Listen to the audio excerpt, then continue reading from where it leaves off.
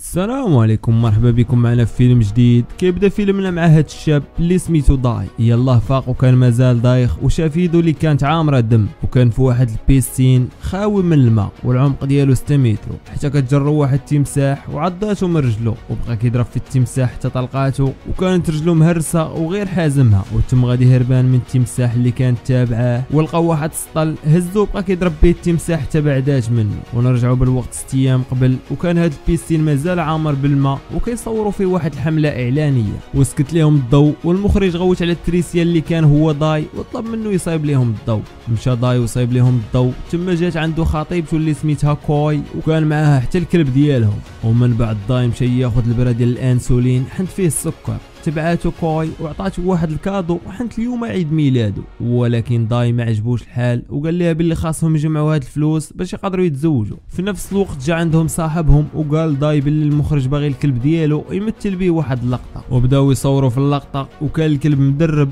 باش ينقز ملي سمع داي يصفر عليه. وملي سالاو التصوير خداو واحد صوره تذكاريه، والغد ليه داي كان ناعس فوق واحد العوامه في البيسين، وجا صاحبه خدم مضخات تفريغ باش يخوي البيسين من الماء حيت غادي يتسد، وجاب الكلب ديال داي وهز الصاك اللي فيه الحوايج ديالو، وتم طيح واحد العلبه معدنيه في واحد الحفره اللي كانت مغطيه بشبكه ديال الحديد، ومشى لعند داي اللي لقاه ناعس فوق العوامه وطلب منه يطلع من البيسين حيت خدم مضخات تفريغ والبيسين غادي يخوى من الماء، وربط الكلب في واحد بوطو وحط واحد الحقنه ديال الانسولين لداي. تم التليفون ديال داي بدا كيصوني، ولكن داي ما جاوبش على المكالمه ودار التليفون في وضع الاهتزاز، وصاحبه قال لي انه غادي يسافر برا البلاد لمده 3 شهور. تما داي طلب منه يجيب لي بيتزا قبل ما يمشي، صاحبه قال لي باللي غادي يجيبها لي عامل توصيل ومشى في حاله. داي نسى راسو ورجع نعس فوق العوامه، والبيسين كان كيخوى من الماء. ملي فاق داي لقى البيسين خوى النص ديالو من الماء، وبدا كيحاول يطلع من البيسين ولكن ما قدرش، وتقصح بزاف في ظفرو وجاب العوامه طلع فوق منها ولكن ما قدرش يطلع من البيسين.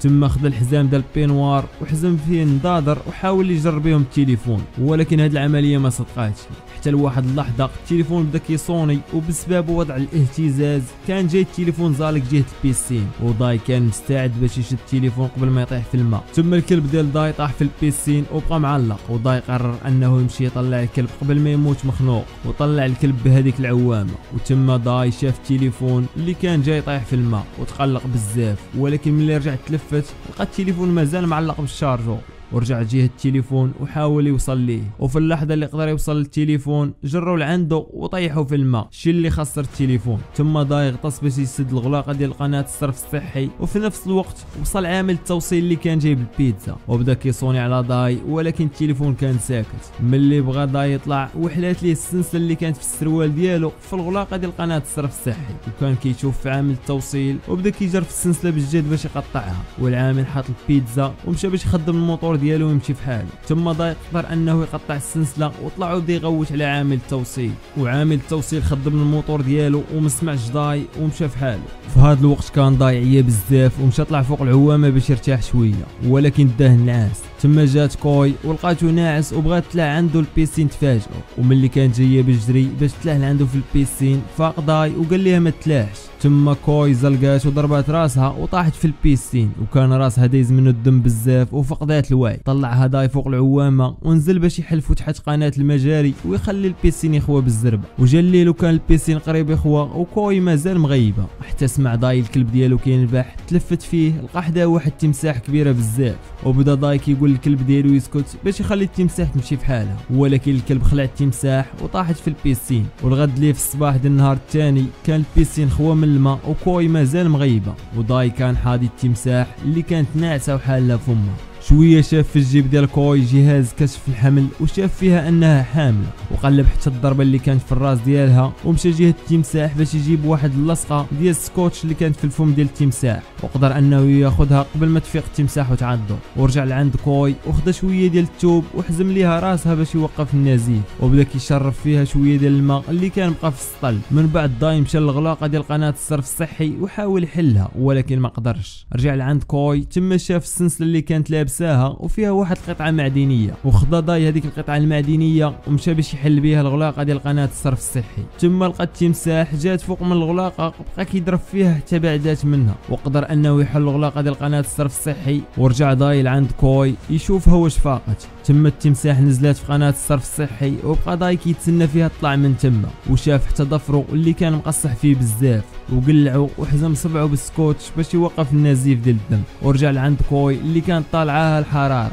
ثم قرر داي ينزل في قناه الصرف الصحي وملي نزل لقى فيها جوج اتجاهات والاتجاه اللي مشى فيه لقاه كيطلع في جنب البيسين ولكن كان مغطي بشبكه ديال الحديد وسادينها بواحد القفل. في هذا الوقت رجع التمساح طلعت من قناه الصرف الصحي وشافها داي في واحد المرايه غدا الكوي. رجع طلع بالزربه من قناه الصرف الصحي وقدر يجري على التمساح قبل ما تقتل كوي اللي كانت يلا فاقت من الغيبوبه وكانت مقصحه بزاف ومازال دايخه. داي تفكر ملي كان هادر مع صاحبه وقال لي انه في حاله كانت كوي حامله غادي يطلب منها دير الاجهاض واخا ماشي قانوني. وفي الليل شاف داي الكلب ديالو كياكل في البيتزا والكلب لاح الكرتونه ديال البيتزا في البيسين وكل منها داي وكوي. وفي النهار الثالث فاق داي وكانت قاده ليهم الماء وجاتو الدوخه بسبب نقص حاد في الانسولين وطاح غيب وكان كاتب حداه بالسكوتش النجده. حتى الليل عاد فيقاتو كوي وشاف التمساح اللي كانت بيضت. وفي النهار الرابع مع الصباح قدر داي يسد على التمساح اللي كانت جايه باغا تاكلو في قناه الصرف الصحي وكلاو ليها من البيض ديالها. من بعد حاول داي يهز كوي على كتافو باش تقدر تطلع من البيسين ولكن ما قدراتش تطلع. وفي النهار الخامس مع الصباح حلوا على التمساح باش تطلع البيسين ومشات كوي نزلات بالزربه في قناه الصرف الصحي والتمساح ملي ما لقاش البيض ديالها تمت جايه جهه داي ولكن داي قدر انه ينزل في فتحه المجاري ويسد عليهم في اخر لحظه ومشاو للبلاصه اللي جا ليها داي في الاول. وفي الليل داي بدا كيترعد بزاف بسبب نقص حاد في الانسولين حيت 5 ايام ما خدا الحقنه. ثم طلع باش يحاول يوصل للحقنه اللي كان جابها ليه صاحبه ولكن طيحها وتهرسات. وفي النهار السادس مع الصباح وبالصدفه لقى داي العلبه المعدنيه اللي طاحت في الاول وكانت فيها حقنه ديال الانسولين. ومن بعد ما خدا الحقنه ديال الانسولين سمع صوت ديال واحد الدرون اللي كانت طايره فوق البيسين ومشى داي يطلع البيسين لعل وعسى يشوفوا مول الدرون ويقدم لهم المساعده ولكن الدرون مشات وما شافتش داي وكانت كوي سدات عليها الفتحه بواحد البرميل وتحرك البرد بزاف الشيء اللي قطع واحد السلك كانوا معلقين فيه الحوايج.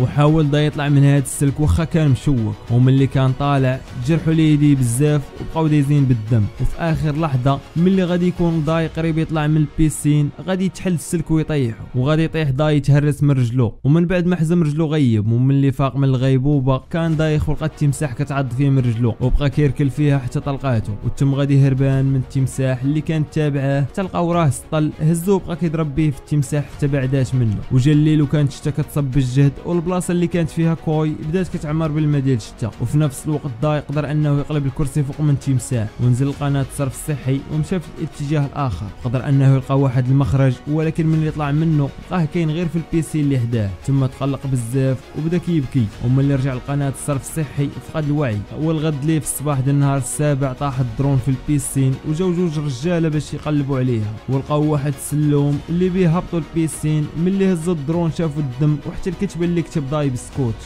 ولكن قرروا انهم يمشيو في حالهم. ثم فاق داي وسمع الهضره ديالهم وملي طلع من قناه الصرف الصحي كانوا الرجاله مشاو في حالهم وشاف السلوم اللي كان مازال معلق مشى باش يطلع منه ولكن حبساتو التمساح. وداي شد السلك اللي كان مشوك ودوروا على يدو وبدا كيضرب به في التمساح وشاف في المرايه ان كوي كتحاول تحل الشبكه حيت البلاصه اللي فيها عمرات بالماء وقريب غادا تغرق. ثم داي ضرب التمساح بواحد العصا وجرحها وحتى السلوم اللي كان معلق طلع بسبب الشتا الشيء اللي خلى داي يفقد الامال وطاح للارض. وجات التمساح بدات كتعض فيه وفي اخر لحظه قبل ما تقتلو سمع كوي كتصفر عليه وفاق داي وضرب التمساح والكلب نقز في البيسين حيت كان مدرب ينقز ملي سمع داي صفر عليه وملي نقز الكلب بقى معلق وتخنق مات. ثم داي ناض هز واحد الانبوب معدني وقتل به التمساح ومشى طلع باستخدام الجثه ديال الكلب ديالو. وملي طلع لقى البلاصه اللي فيها كوي عامره بالماء وبقى كيتضارب مع القفل حتى قدر انه يهرسو ويحل الشبكه وقدر انه يطلع كوي اللي كانت فاقده الوعي وصحاب ليه ماتت ولكن من بعد ما دار ليها التنفس الاصطناعي رجعت تنفست.